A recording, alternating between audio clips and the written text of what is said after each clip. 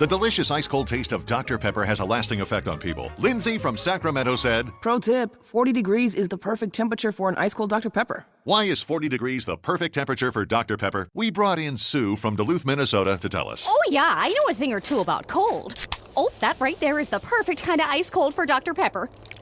I'd share that with my friend Nancy. She likes Dr. Pepper too, you know. My coldest... All right, that'll be all, Sue. Having a perfect temperature for your Dr. Pepper? It's a pepper thing. Inspired by real fan posts.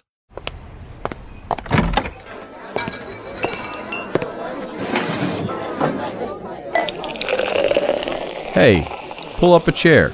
It's Hacks on Tap with David Axelrod, Robert Gibbs, and Mike Murphy.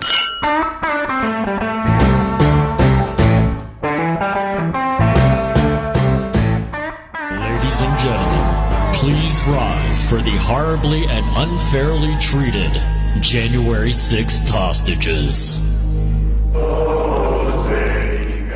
Well, thank you very much. And you see the spirit from the hostages, and that's what they are, as hostages. They've been treated terribly and very unfairly, and you know that, and everybody knows that.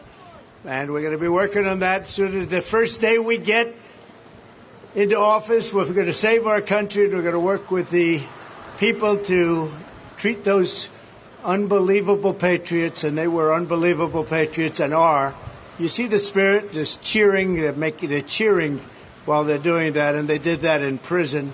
Welcome, Hackeroos, and welcome to 1937. Here, after our big rally in Dayton during the important Senate primary there we're going to talk about. But Admiral Gibbs, we're in the hostages business now. I thought it was sedition. You know, were the redcoats, when they tried to burn down the Capitol, hostages? I don't get all that. Straighten me out, and thank God we have the Scoop Master as our guest today to really explain it, the expert on Trumpology, the one and only. I'm not sure I can straighten this out, but the good news is, Murphy, we have somebody that can straighten all of us out. The one and only Maggie Haberman. Thanks, guys. Maggie, thanks for joining us. And thank you. Welcome. There's a lot of ways we could start this. We started with a little of that sound. What do you make of the sheer audacity of starting that rally the way they did? And can you walk me and Murphy through how on earth is this going to be a central part of a general election campaign where the swing voters are suburban voters? It's so great question, and good to be here with you guys. So let's go back to the town hall that he did with Caitlin Collins on CNN many months ago last year, and it was very clear that he was starting what we have seen him do with any number of things that are either controversial or, at best, or damaging to him, which is, try to recast it and use repetition to try to recast it. And he was talking about January 6th as some kind of positive for him. And this is basically the zenith of that, in the same way that he is insisting that it's actually President Biden who's bad for democracy. He's trying to do something similar here because his folks know that January 6th and his Trump's election lies do not work well with suburban voters, do not work well with swing voters. And so the only option they have is to try to turn it into something it isn't, where people who are accused of breaking into the Capitol are hostages. Is it a smart gamble? Seems risky, but I'm not sure. I'm not sure what choice he has given the fact set. Yeah, I guess. He certainly. Let me just asterisk it with one thing though. He certainly has a choice not to play a national anthem at the beginning of his rally. He has a choice not to call people who were lawfully arrested hostages. He has a choice not to turn legal due process in this country into something other than what it is.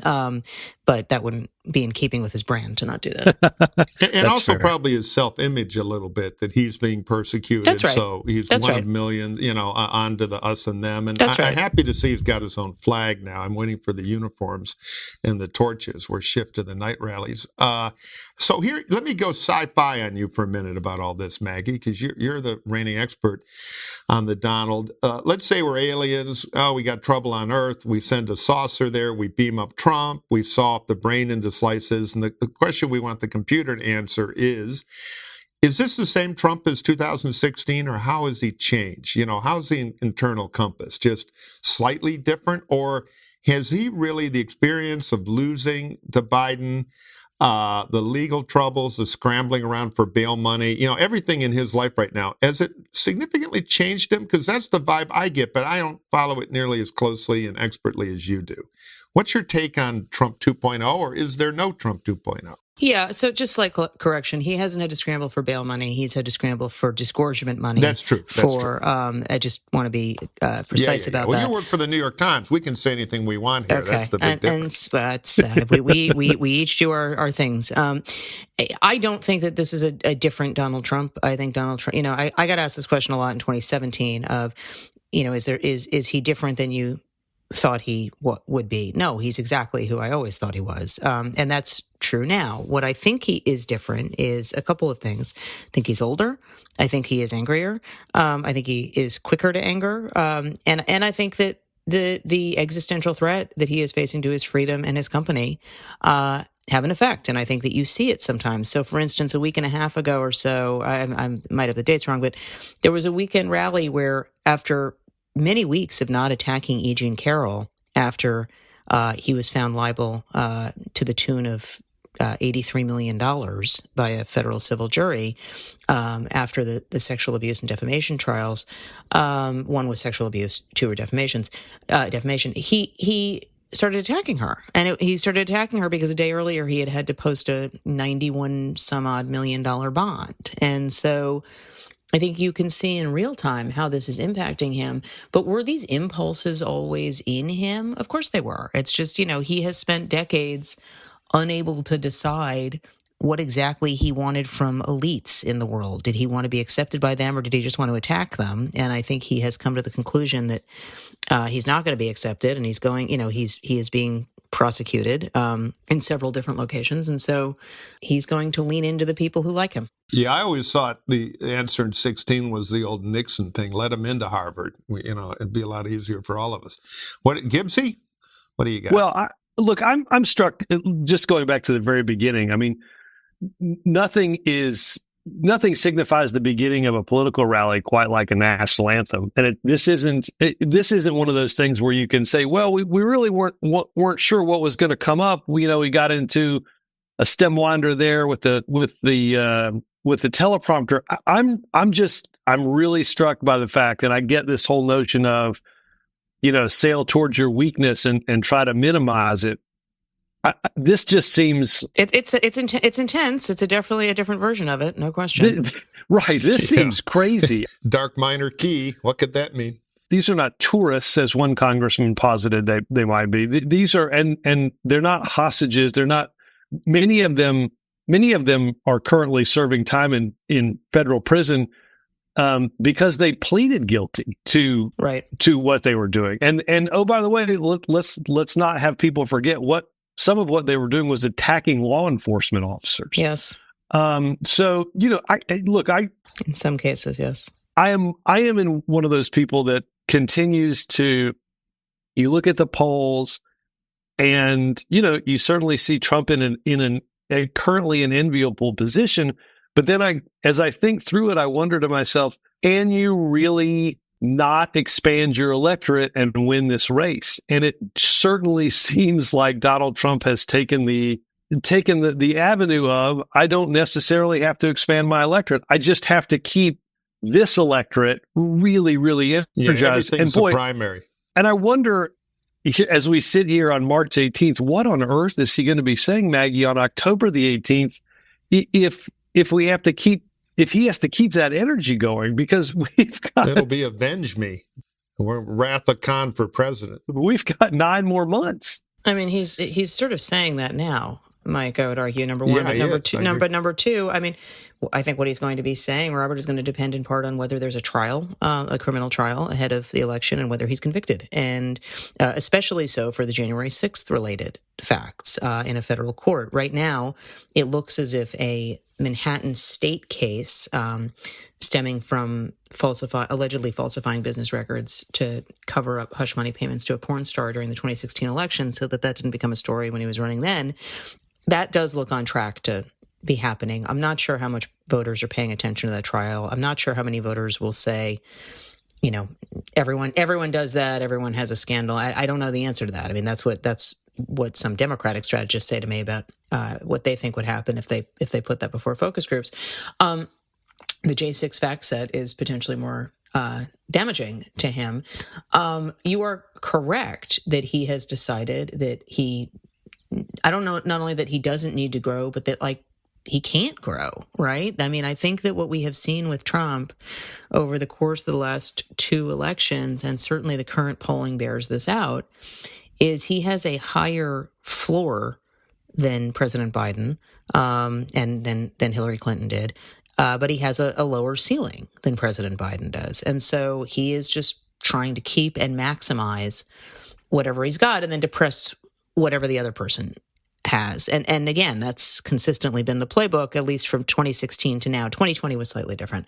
But what does it mean for what the rhetoric will be? The rhetoric has been ratcheting up significantly. Again, I continue to hold to the notion that this is not a different Donald Trump. And there is a very popular school of talk from Democrats that I hear this, the quote unquote Democratic elected official or Democratic strategist blank says Donald Trump is more unhinged, quote unquote. That's their language. I think that you look back at a lot of what he's saying now, and it turns out that if you Google much of it, he was saying it in 2016.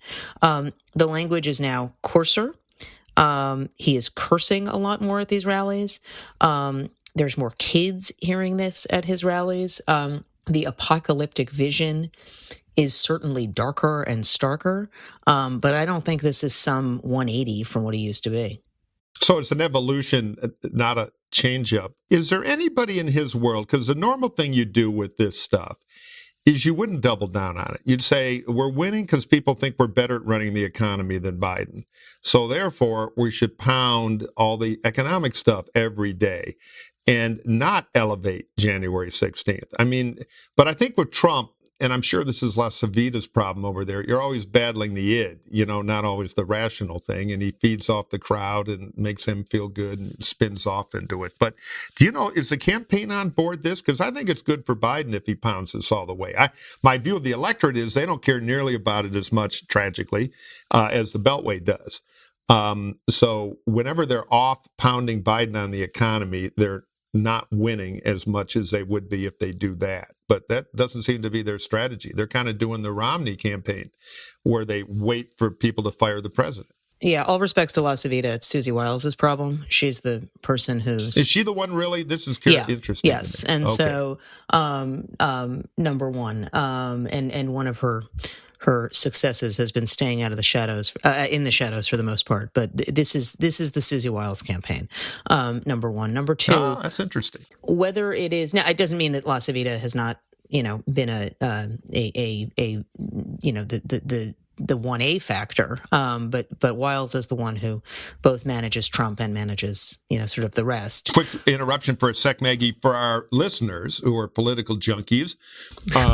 I would assume so.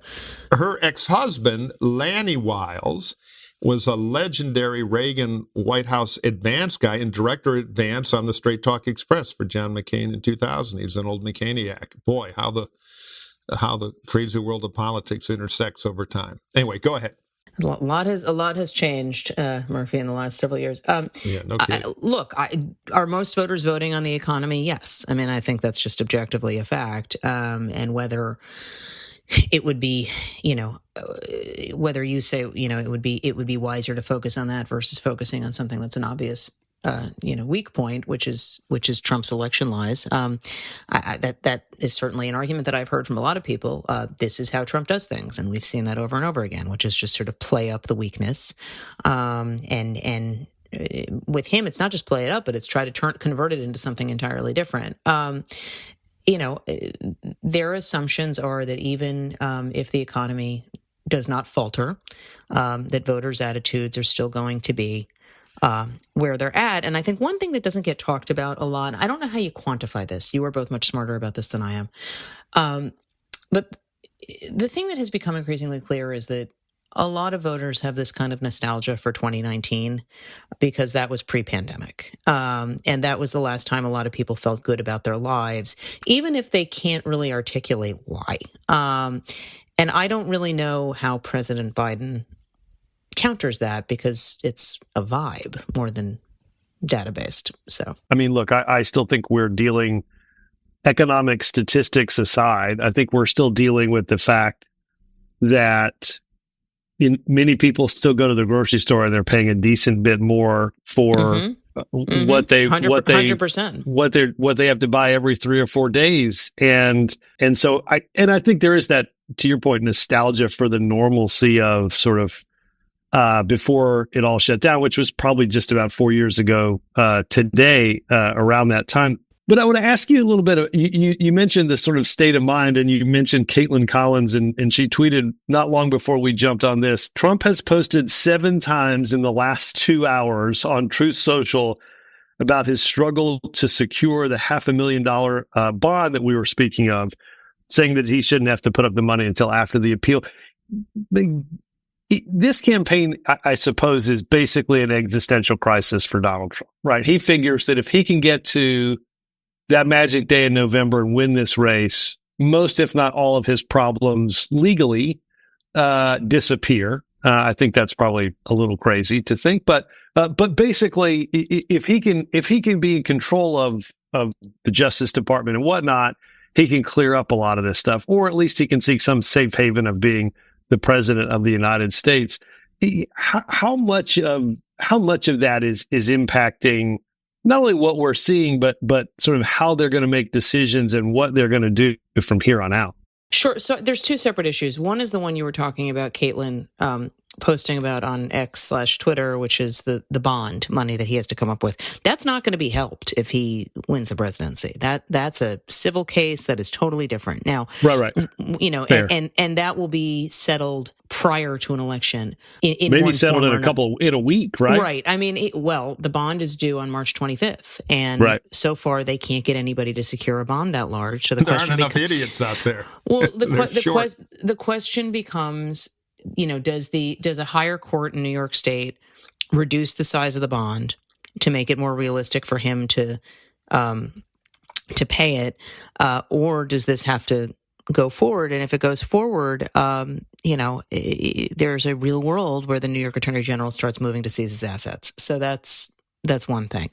On the criminal cases that you're talking about, the federal cases, he very much is running in part to get rid of those. Now, that wouldn't impact the state cases. He can't pardon himself in New York State or Georgia. And the Georgia case, while it has suffered some damage, is still going ahead. But everybody believes that, and the New York DA the Manhattan DA has said this, that they would stick to the OLC, the Justice Department Office of Legal Counsel opinion that, you know, a sitting president is not going to be imprisoned, essentially. I'm shorthanding it. But so, yes, he would either direct the DOJ to drop the charges, or he would seek to pardon himself, which is legally fraught because there would be legal challenges to that. But either way, yes, that is the scenario we are looking at. But he's still got somebody who used to work for him sent me a message that in their opinion, that the things he fears the most are people, you know, questioning his financial worth, which we've obviously seen over and over again, and prison. And, you know, these things are colliding in the final 7 months of this election. It is karmically beautiful. Murphy worries about the same 2 things in exactly that order as well. They're never going to catch me. There ain't no jailmaid. Hey, so I want to obsess, because it makes me so happy, on the seizure thing. If he can't find any suckers to lend him money, and the government actually moves to seizure, do they auction? Because I'd like to start a Kickstarter to bid for the garage at Mar-a-Lago and open a Jeb Bush museum just to drive him stone cold crazy. Glad we've reached the serious portion of our conversation. I don't know how it actually works if there is a seizure, but you know, I assume that yes, they could actually sell the property off, or more likely they would find a way to liquidate it. I'm bidding. Let's take a short break and hear from our sponsors.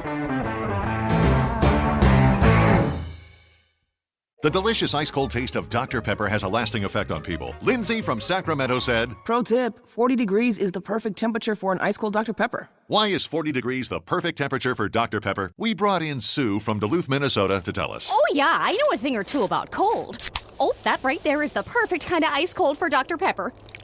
I'd share that with my friend Nancy. She likes Dr. Pepper, too, you know. My cold All is... right, that'll be all, Sue. Having a perfect temperature for your Dr. Pepper? It's a pepper thing. Inspired by real fan posts.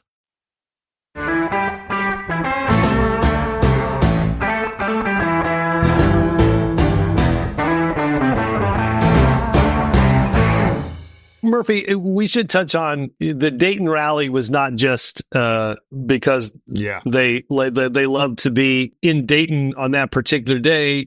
Trump got heavily involved in, again, a Senate race. A key Senate race. Yeah, huge Senate race. And, you know, Murphy, why don't you talk a little bit about that? Real quickly, in disclosure, I'm a Matt Dolan guy because I believe in civilization and traditional conservatism. So what you got is Sherwood Brown, formidable Democratic incumbent, though in Republican tilting Ohio, running for re-election, could be the fulcrum race to control the Senate.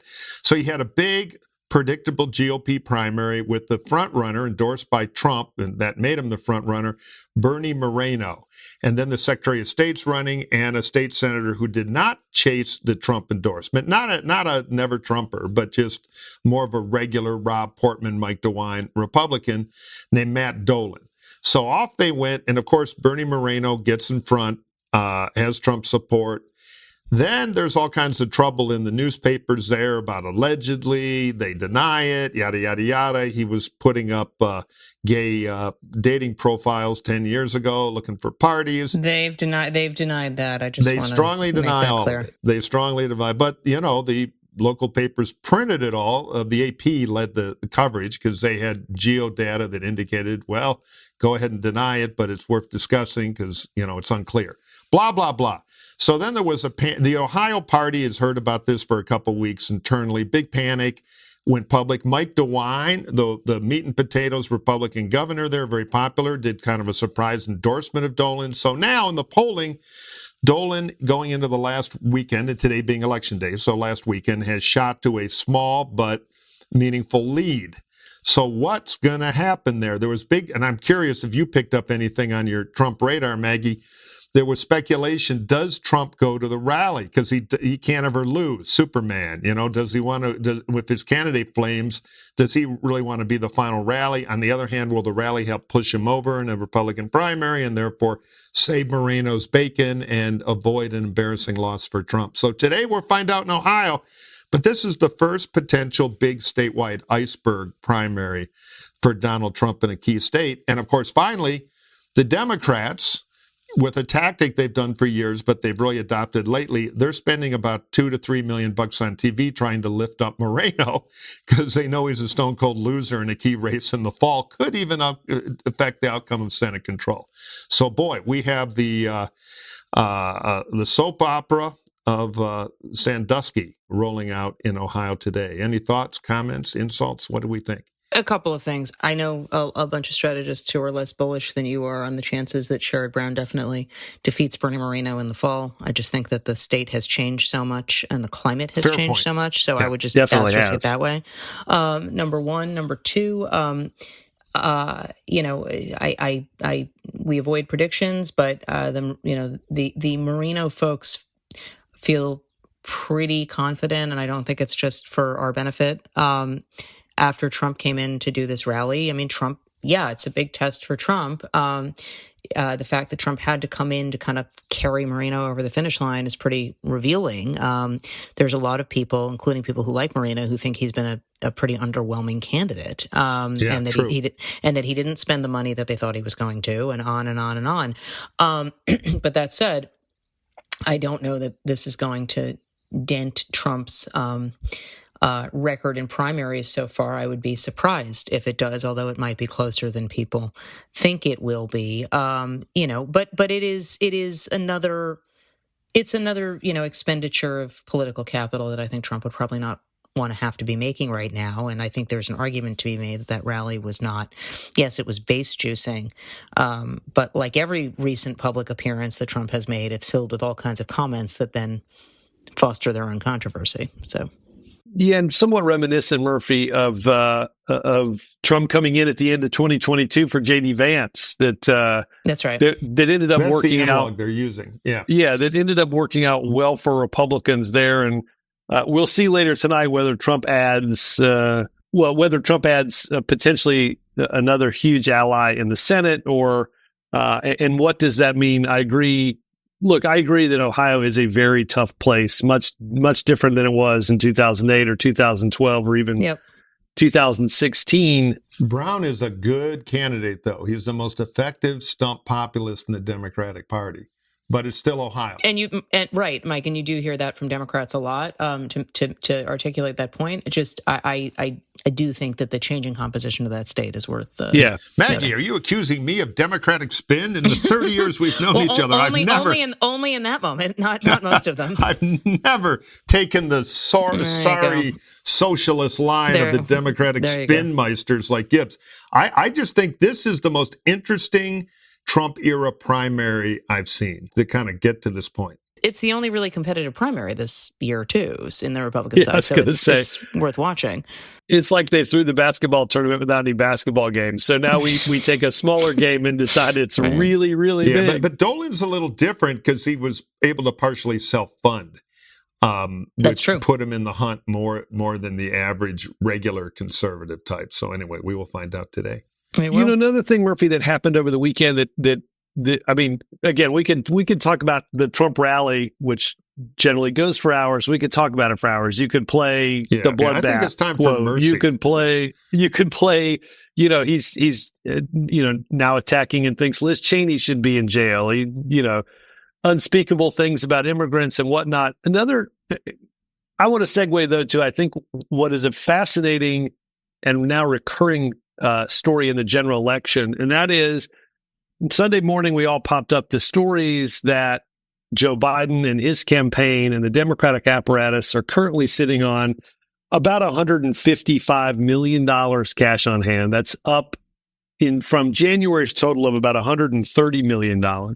I don't think Republicans have given us their total yet, but at the end of January, Trump and Republicans were at approximately $40 million. There's a hole in the boat called the Trump legal vampire strategy to suck the RNC dry, sell off the furniture, and totally cannibalize that place. Yeah, it's a big problem. Both of you, what do you make? I mean, I feel like we got to a point probably in the not too distant past where these races, both Senate races and presidential races, there was just so much money that the reality of it is both sides had enough money to get their message out, even if one side marginally outspent the other. I will say this, $100+ million advantage starts to set up some real structural challenges for Trump and for potentially for Republicans down the ballot as well. All while they're sort of dismantling the field operation at the RNC and the state moving parties everything are full of people in, Paul Revere suits and aluminum foil hats. Yeah, totally. Plus, your paper today, Maggie, broke a big story on outside spending. Yeah, and so what do you, Murphy? Both of you, what do you make of what the impact of this could be? Again, in a world in which there's a lot of billionaires on the Republican side that, if they wanted to, could write checks, but to your point, Murphy, maybe they don't want to end up paying lawyers. Trump has alienated the country club money in the party. Not all of it, but most of it. But he still has low dollar donor money, and he's taking them, those donors, God bless them, who he sees as rubes, for a ride on legal funds, and Laura Trump's makeup trailer needs an expansion. It's Hi, Murphy. it's trouble. Come on, internally don't drag me into this. of Laura is going to be a thing. Me into this. I I think that what I think is that there's no question that there is just, Robert, to your point, there is absolutely a structural disadvantage that Republicans have, not just Donald Trump right now. There is no question that there are a lot of Republicans who, when you talk to donors, they will say this privately. It's notable that none of them has said it on the record yet that I've seen, and certainly they won't say it on the record when I talk to them. They don't want to pay for Donald Trump's legal fees. And so, what you hear over and over again is, I don't want to put out money because I don't know what it's going to. And I don't know how it'll be used. Now, Chris LaCivita, when he was moving into the RNC, made a big point of saying, no one is talking about using the RNC money for Donald Trump's legal fees. Well, the RNC has previously paid Donald Trump's legal fees, not just while he was in office, but out of office. And so there is a reason this is getting asked, and Donald Trump needs money. That having been said, one question mark that I have about this cycle, it is true what Mike says, that Trump has alienated sort of the Bush-McCain era, Romney era country club money. But there are other billionaires. And then the question is, do they give to dark money groups where they don't have to disclose? And I think you are going to see a fair amount, or not see, as it were, a fair amount of that this cycle. Because I think what we have seen, the lesson of the previous two general election cycles was that a lot of donors felt very burned by having their names on FEC forms. And I think if they feel like they can find a way to give, yes, it is true that a lot of Republicans, don't want to pay Trump's legal fees, or turned off by things he says, or disturbed by his election lies. And yet the antipathy that these folks have for Biden, I think, really gets... No, it's out there. Understated here. In the same sentence, I will hear, Donald Trump is XYZ, but I simply can't stomach another 4 years about it. And so I don't quite know what that means in terms of an available pool of money, regardless of whether we know who's giving it. But it is apparent that, at least in terms of the disclosed side, that Joe Biden is going to have a lot more. But Biden will have dark money too, because no question. The average Absolutely. billionaire donor says, if they're on the right, they're like, I don't want to be embarrassed by Trump, I don't want to disclose, or I don't want my business to be tortured by labor. I mean, I've heard that directly from more than a few. And then on the left side, there's some concern about anonymity. So I think... No, I think I agree with you, Mike. You're right. I don't want to understate Biden that. will beat him probably 60-40 in outside money is my guess. But you're right. It won't be $1 billion to nothing. And I think the number in your paper today is what, $1.2 billion pledged in outside groups? Which is always inflated a little, by the way. I want to do a quick segue. I'm going to give you credit and tell me if I'm wrong. But I think you and Jonathan broke this story, Jonathan Swan, that we could be looking at the return of Paul Manafort. We actually didn't break that story. Credit where due that we had that story. Credit where due, it was Josh Dawsey at the Washington Post. It was Dawsey in the Post. Yep. Okay, sorry, Josh. But it is true. Jonathan and I also wrote it that Manafort is likely to. It's not even a possibility unless somebody kills it because of headlines. And frankly, I don't really think that. I think that era has ended where Donald Trump reacts to that kind of thing. Where shame makes him do something different. But it's about convention ops, right? Well, so it's convention ops. Correct. Yeah, it's not like people have to understand running the convention is very specialized. It's basically Bill Harris and Manafort. It's a handful of people who know how to do it. Bill Harris, there's a name I haven't heard since the 2004 RNC. But yeah, I mean, I'm giving him credit where credit was due. I didn't say you shouldn't. I'm just it's reflecting a specialty job. Mike, I'm reflecting on how old I am. So don't get in my way. I'm having my moment. You're still very young. Thank you. So yes, it is a specialty job. Manafort is one of the people who he has specialty in both delegate whipping and in convention functionality, and so that is why. But obviously, bringing Manafort back comes with a wave of controversy. You got to bolt down anything that can be sold. Well, that wasn't what I was saying. But Manafort was, among other things, fired by Donald Trump in 2016, investigated as part of the Robert Mueller probe, convicted, pleaded guilty, found not to be honoring his plea deal cooperation, pardoned by Donald Trump. Accused by investigators of passing campaign polling to a Russian with ties to Russian intelligence, on and on and on and on. So this is sort of what what comes back with him. In terms of them, I think becoming just totally immune to, the normal waves of this when there's a controversial hire. Jonathan Swan and I reported last year that Trump wanted to hire Laura Loomer. And when we report, who's the right-wing activist, very, very controversial. And when we reported it then ended her getting hired. But Trump still continues to have her around, has her on his plane. And so I think he, even if he doesn't expressly regret it, I think he likes having her in his orbit. And so I think their reactivity to headlines is maybe less than it once was. Interesting. Yeah, I have to tell real quick. I have a soft spot for Manafort. I've known him a long time. That said, I wouldn't let him within 100 miles of the Widows and Orphans Savings Bank. But he, during the last convention when he was running it, we both did a Today Show hit in some trailer somewhere right outside the hall. And we're all packed in there. There are 4 people, 2 NBC journalists, and we're on each wing. And it was a 2-and-2 thing. So I'm talking to somebody, and then they go to him.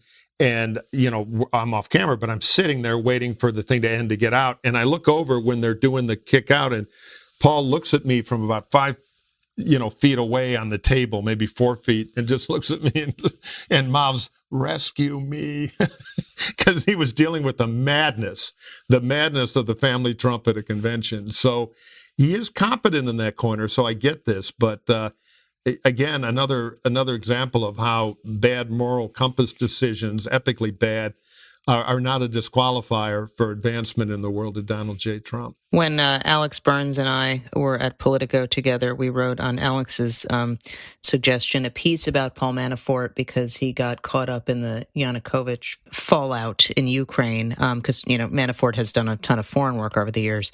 My favorite anecdote from when we were doing this profile was that during the Dole campaign, he became known for sort of twirling his overcoat very dramatically over his shoulders. And as he was leaving a group of his colleagues, he did that. And one of them said, "There goes the Count of Monte Cristo." And that became his nickname. Just quickly, self-indulgence. I don't know if this is true, but let me do the Philippines story real fast, because have you guys heard this? This has been all over Republican world for 20 years, and a famous Republican consultant tells it. The famous consultant, not me, went to the Philippines to give a speech maybe 10 years ago. And a bunch of the old Marcos people took him out to dinner. And it went on and on and on. Just wants to get on the plane, go home. And they said, the one thing that broke our great former President Marcos's heart was he never got a thank you letter from President Reagan for the money. And this former presidential campaign manager said, What money? I don't know anything. Well, weren't you on that campaign? Yes, I was senior official on the Reagan reelect. Well, your Mr. Manafort came here, and Paul was like a regional field politics director for the Northeast back on the '84 Reagan campaign, dealing with all the Pauls in that corner, which is its own culture. Anyway, your Mr. Manafort, you needed money to fight the liberals, communists, and the media trying to bring him down, so we gave him the $1 million in the suitcase, and they went. And this former campaign manager, what? So I have no idea if this salacious rumor is true, but since he is a convicted felon, I figure I can repeat it again with that disclaimer. But it is a legendary and quite believed, with no evidence that I know of, a Paul story. An operator of all operators, and it's quite believed with no evidence is really quite a phrasing for our time, Mike. Yeah, no, I'm going to work for TMZ next. I mean, it's clearly. But no, any senior Republican operative has heard this story. I'm not sure you can get it on TMZ. Let's stop for a minute and listen to a word from one of our fine sponsors. The delicious ice-cold taste of Dr. Pepper has a lasting effect on people. Lindsay from Sacramento said, Pro tip, 40 degrees is the perfect temperature for an ice-cold Dr. Pepper. Why is 40 degrees the perfect temperature for Dr. Pepper? We brought in Sue from Duluth, Minnesota to tell us. Oh, yeah, I know a thing or two about cold. Oh, that right there is the perfect kind of ice cold for Dr. Pepper. I'd share that with my friend Nancy. She likes Dr. Pepper, too, My coldest... All right, that'll be all, Sue. Having a perfect temperature for your Dr. Pepper? It's a pepper thing. Inspired by real fan posts.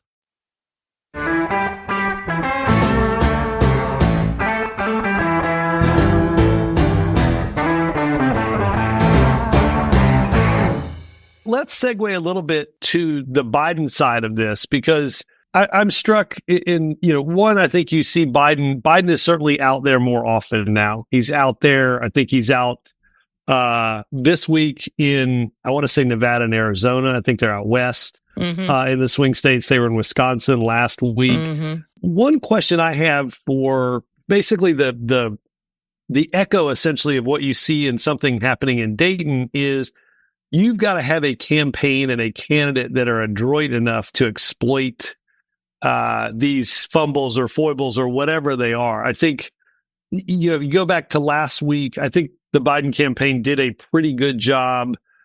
Trump gives an interview. I think it was the CNBC phone interview, which I hesitate to call it an interview. It was more like a paid advertisement.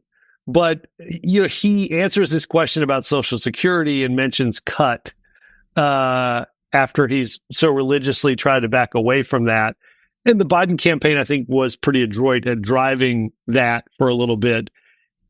Do you think, again, this is for both of you, do you think this is a campaign and a candidate that are they suited to do what they need to do against Donald Trump? Are they suited to take maybe something around January 6th or some of these other stuffs and really kind of drive this as an issue? Because, and I'm not suggesting Joe Biden's ever going to be Donald Trump, but Donald Trump can certainly put a phrase or put some news into the environment in a way that very few others can. How well positioned is Biden to be able to play essentially campaign right now? Well, I think you're asking two different questions. I mean, I think the campaign is has a lot of professionals. I think Jen O'Malley Dillon is quite well respected, both inside and outside her orbit, and I think that she has a real sense of how you run a campaign in this era. I think the White House has tended to be much slower in terms of reacting, and I don't know how much of that comes from the top, bluntly, because the president is known to have a pretty deliberative style. You have seen, since Jen O'Malley Dillon went over to the campaign, I think more reactivity, I think and speed to your question. But I think my question is somewhat different watching it, which is there is an understandable temptation, and you see the Biden folks online sort of trying to highlight clips from Trump's rallies, right? And they're doing that both for their supporters, and they're clearly doing it in the hopes of amplifying things in the media. And some of the things are newsworthy, some of them are not. I don't know how diffuse or targeted their messaging is going to be, right? I assume the cuts line about Social Security will still, and entitlements will still make its way in an ad at some point down the road, let alone just that one quick cycle. I know that they see the January 6th, or some of them do, as central to the message that they want to drive. I assume we're going to see January 6th in paid advertising. Mike Donnellan was on the record with the New Yorker saying this is going to be an issue that people are I'm paraphrasing, but this is going to be an issue that people are talking about around their kitchen tables in the fall. Now, I don't know that that's true, that that's broadly the case, right? I mean, it's like that was a little surprising to me to see as a quote, but I do think it is a thing that will be in the certainly back of mind for a lot of people, and maybe more front of mind for some. I think the Biden campaign has moved slowly to a campaign phase, and I guess the way that I would answer that question, Robert, is that I spoke to I've spoken to a lot of people who are around them and around what they do, and there is a sense that for a really long time, I don't want to say everybody, but a bunch of folks in the president's world, we know what they think about Donald Trump. I think President Biden, who doesn't come to the world that way, he's clearly personally affronted by Donald Trump. And he has expressed him as a threat to the country. He said that very publicly. But I think there's been a bit of a disbelief that Trump could win again, and I think that disbelief has eroded at this point. I don't know how anybody could be disbelieving about that after October 2016, frankly. I think that there was a belief by folks in D.C. and certainly by folks in the Biden White House after January 2021 that, Trump was just going to kind of disappear. And there was that whole 2 years of, the former guy, don't say his name, don't give him oxygen. It just sort of really misunderstood Donald Trump's decades as part of the cultural fabric, and the fact that he'd been president. I mean, it wasn't like if he just left the halls of D.C. that he was just suddenly gone. And so I think there is a change there. I don't know how much time they've lost by not looking at where things were. But I think they have made a change. I have a lot of respect for Mike Donilon, but if he thinks the kitchen table conversation in Livonia, Michigan, is going to be not about grocery cost and truck payment, but is going to be about a threat to our balanced democracy because Trump had a bunch of nuts at the Capitol who beat up cops and went to jail, and Trump's mad about it, he's out of his mind. If they don't move the needle, this is the thing, they got to study the Carter-Reagan election. You hear all the same stuff. Well, they hate Jimmy. Nobody's going to vote for that crazy old kook who made monkey movies, contempt for the challenger. If people want to change up on economic management because they think Biden's either failed, they're angry about the 2019 scenario we talked about, they get to have their own reasons. They think he's too old, all this stuff. And they want to make a change, and they have better economic memories of Trump with all the craziness because they discount all politics as full of crazy crooks. They're going to elect Trump. Biden might win the popular vote, but in electoral college, he'll do it again. So they got to move that needle on Biden. It's easy at every campaign to have the meeting about, our opponent's an asshole. Here's how we're going to screw with them.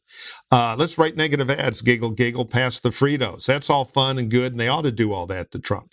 But boy, oh boy, if they don't move some Biden numbers, they're toast. And that's the hard stuff because he's old no matter what, and he's Joe and a little hard to manage. I give him some credit. I think they have made progress with the State of the Union. They're out doing stuff, but that is the ticket less than obsessing on all the nasty stuff they can say about Trump. Every PBS donor in the country is on board on January 6th. They got me on January 6th. I'm voting for Biden. But boy, oh boy, if they want to beat that guy in Wisconsin, Pennsylvania, Michigan, Georgia, and Arizona, they got to move that Biden number as hard as it is. Yeah, no, we talked about that. I think many people have talked about sort of looking at where this race is kind of the beginning to middle of April, sort of 2 to 4 weeks away to see whether some of those numbers have moved. I'm maybe you can call me cynical. I'm not of the belief that that one good speech on the State of the Union in a terribly polarized world is going to do a lot of moving of any real numbers, or whether or not a lot of the people that you need to hear that speech even paid attention to it. The numbers were big in terms of audience, which is good. The control panel, they tweaked the dials, and Biden was alive. I give him credit. Yes. Just bottle that and do more of it. And look, go ahead. Yeah, no, I was just going to say, Robert, sorry, I didn't mean to interrupt you, but you were just talking about we were talking about the J6 issue. We were talking about, I think that one thing I think is that and I hear this complaint from Democrats privately is, when there's a discussion of protect democracy, it's kind of esoteric and voters don't really attach much to it. And I think you've seen the Biden campaign trying to attach it to rights regression, like on abortion rights and so forth, after the repeal of Roe v. Wade. Although Biden himself, for a while was visibly not comfortable talking about it. Biden gave a speech at Valley Forge at the beginning of, I think it was the beginning of this year, not the end of last year, but honestly, it's all one big year at this point. He was there. Sorry, couldn't resist the cheap age joke. And it was it was young, but he Murphy. It was not. It was a very well received speech. It was I think one of the best speeches that he's given during his presidency. He has talked about democracy episodically. He has not done it consistently since Trump left office. In fact, 2021 and 2022 were focused, parts of the midterms were in 2022, but focused more on legislative efforts. And I think there's a question of what voters want to see, need to see on a consistent basis, and how much of that the president's going to do. They've got to think he can run the economy or at least break it even. He doesn't even have to win it. He can lose it by 4 or 5. Right now he's losing it by 15 in terms of who's better to manage the economy. So when they think a madman who's kind of a clown, who they don't like, is better at running the key job than you are, big hole in the submarine. Can I interrupt there for a second on the clown point? Because I have this conversation a lot about the two frames by which people tend to view Donald Trump and have over a very long period of time. One is this coverage theory of clown, right? And he certainly does any number of cartoonish things, Donald Trump, and has for a long period of time, although I would say that really started around the Ivana divorce in the early 1990s, which is also simultaneously when his business was struggling. But the other way to look at him is as a 50 to 60-year student of power dynamics. And that, to me, is the right way to look at him. And so I don't know that as many voters view him as a clown as elites view him as a clown. And I think that's where there's a big disconnect. There are plenty of voters who view him as a breath of fresh air and, frankly, a voice for their own darkest instincts. But I believe the ultimate truth is he's a clown. But that's me. I'm an elite guy. Cool. I go back with Trump to 93 in New Jersey of Christine Todd Whitman when he was frauding his way through Atlantic City. I've seen the carnage. But anyway, we can agree to disagree on that. You got a different job than I do. I'm not disagreeing with. I'm neither agreeing nor disagreeing with you. I am saying that the way that the way of looking at him that I think is the one that is relevant is as a student of power dynamics, because I think that is it is the seeing him as a clown that makes people miss the other. But I don't understand student of power dynamics. I understand him as a vessel for legitimate pain from legitimate people. I think he spent his life studying at the feet of both Roy Cohn and his dad in terms of understanding how to manipulate levers of power and find where they are and press. So that's what I'm talking about. But did his dad do that really? He was a slumlord in Queens. His dad was not. His dad was very close to a mayor and a governor and a massive clubhouse political force. You should read a book called Confidence Man. You would learn some things. It was given to me. Okay. Who wrote that book? I forget. Who wrote that book? If it's some reporter. Herman Melville. Still on sale on Amazon.com, by the way. All right, hold that thought. We're going to take a short break, and now a word from our sponsors.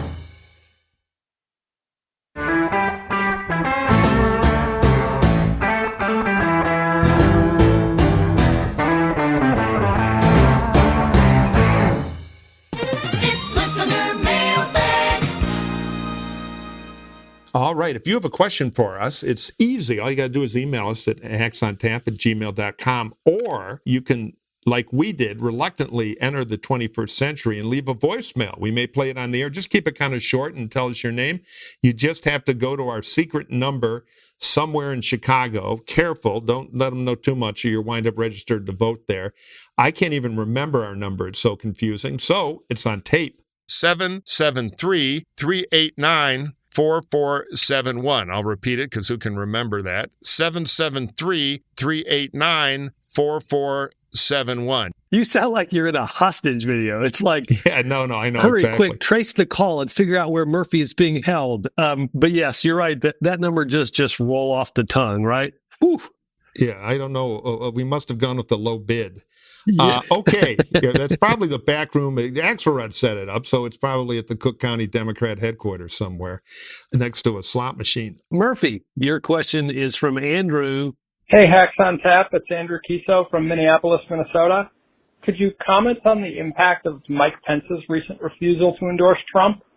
Could this move the needle with center-right swing voters? And do you think we'll start to see more old guard Republicans publicly refuse to endorse the former president as we get closer to Election Day? Thanks. Great question, Andrew. Thank you, and thank you for listening. Well, I'm proud of Pence. He was a late convert, but he did the right thing. I can't tell you I think it has a huge impact in the general election, though whatever impact it has is probably better for Biden than Trump. There is this growing theme, and again, it's kind of a beltway thing, but I think it's not nothing that if you look at the number of people who worked with Donald Trump in the first term who now say they can never vote for him and he'd be a train wreck in office, it's a pretty impressive list, particularly serious people like General Kelly or H.R. McMaster on the national security side. So there is a little bit of how many straws to break the orange camel's back on all this stuff. But I can't tell you I think it's the biggest material thing in the election. And I can't tell you that Pence has a big voter army behind him. But, it's water torture, drop, drop, drop. And I commend Pence for doing it. Now for Robert Gibbs, Richard, old school, emailing us. Richard wants to know, what data do we need to look at to see which way the election is going to go? Do things like GDP numbers, demographics, and voting history matter? Or is it simply just a matter of looking at the polls for a state and nothing else? And if it is just the polls, what kind of polls matter? Robert? Well, Richard, thanks for the question. Kind of a complicated and long one. I think that directionally how the economy is feeling, you mentioned GDP numbers, is important, though I will say very few people are judging their own economic health based on the larger economic health of our gross domestic product. Demographics are certainly important. I think what will be fascinating in this race is how much do the demographics of what we have come to expect as sort of the truth in our elections, both on the Republican and the Democratic side, how much does that change in this election? How much is that augmented? What percentage of black voters does Biden get? What percentage of Latino voters do either of these candidates get? But if you're going to pay attention to polling, do not pay attention to national polling. It's obsessive. It's interesting. We talk about it. This is going to be decided in 6 states, and only those 6 states matter. If you listen to this podcast, you heard Murphy say you could have a winner of the popular vote and a different winner of the Electoral College, and that's because the only things that matter are state polls. Yeah, I just want to say hallelujah on that. National polls measure the national vote, which doesn't elect the president. American history, there have been 5 times where the national vote and the electoral vote is different.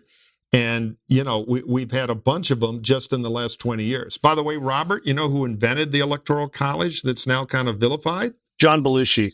Alexander Hamilton, the one song that didn't make the musical. I'm calling for a rewrite. So there you go. Let's see if they update it. All right. For Maggie, batting cleanup here. This is from Eric. Do you think the Republican campaign is taking a risk of overdoing the questions on Biden's age? Are they setting the bar too low and making it too easy for Biden to overcome the issue? It's a good question. I think there's 2 parts to it. One, Biden's age is objectively an issue. It comes up in every focus group that Democrats have told me about that they're doing. It comes up organically in every conversation I have with, I wouldn't say low information voters, but people who are, not news junkies and not necessarily political junkies. It is objectively an issue.